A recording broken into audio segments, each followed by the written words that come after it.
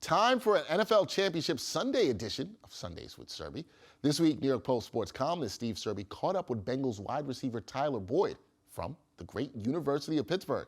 And now, Steve gets to talk to another Pitt alum, that would be me. Steve joins me now. How you doing, Steve? Good, Dex. How about you? How was your trip to Pittsburgh? I had a good trip to Pittsburgh. It was good to be back on the alma mater, feel some of that Panther energy, see my Panthers get a win against Wake Forest at the Pete.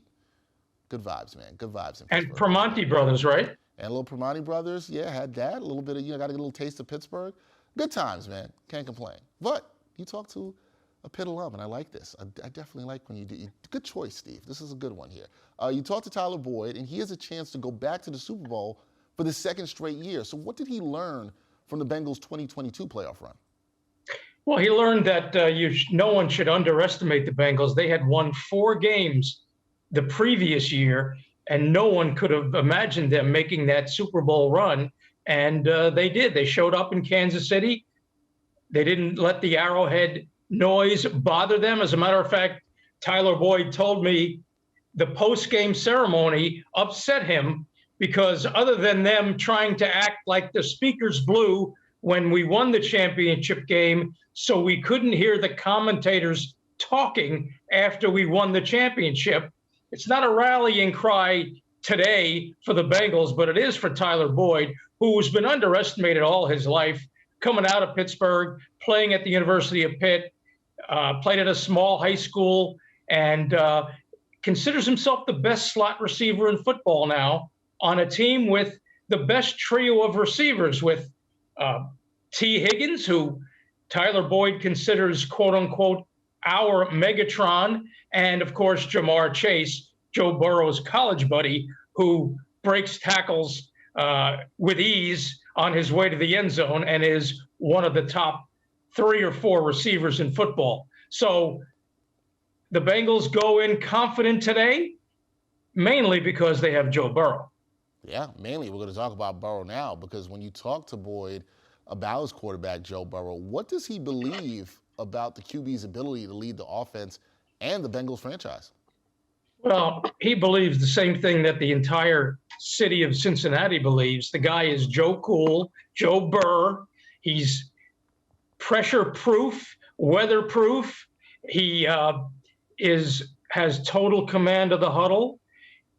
When he says, "I'm him," everybody in Cincinnati believes him, and he gets the chance to go against another guy who believes I'm him in Patrick Mahomes. Now, the question is, how effective will Mahomes be given his high ankle sprain?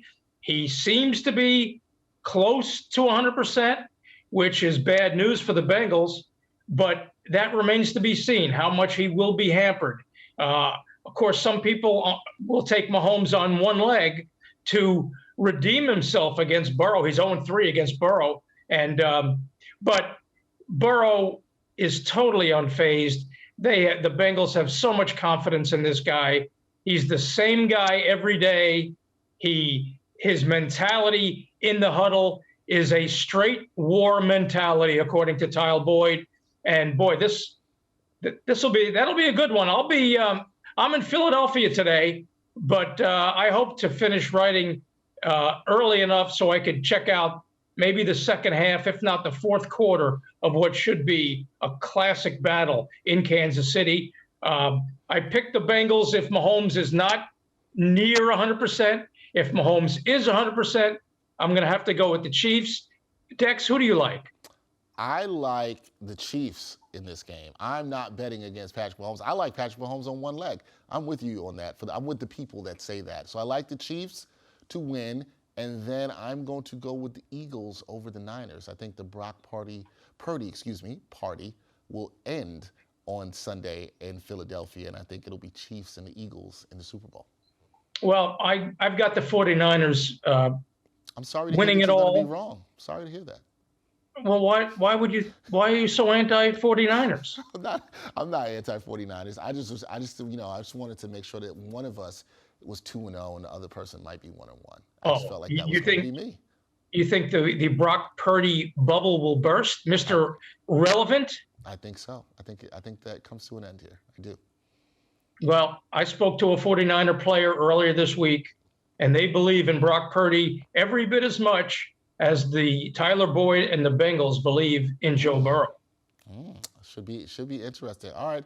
So Steve, and for people who don't know, Steve has been on the 49ers, I don't want to say bandwagon, but he's been behind them to at least go to the Super Bowl for quite some time. So he's not getting off that. So you got 49. Right. So you're going 49ers. Preseason pick.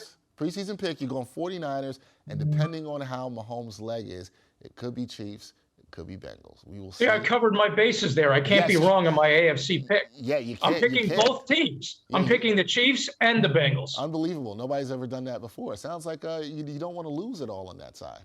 That's what it sounds like, and that's what it is. That's what it is. Steve really went out there on a limb with that one in the pick for the AFC Championship game. That is Steve Serby. Check out his Q&A with Tyler Boyd from the great University of Pittsburgh. That is the great Steve Serby from the New York Post. Steve. Thank you, the great Dexter Henry. There you go. I appreciate it. See, I like how we use the love and the great here on Sundays with Serby. I appreciate that, Steve. Appreciate you all. Well, I think I speak for all of SNY's viewers when I say that. Well, I hope my approval rating is that high, but I think you're right. I agree. Good pick there. Good selection. Thank you, Steve. Appreciate it, man. Thank you, Dex.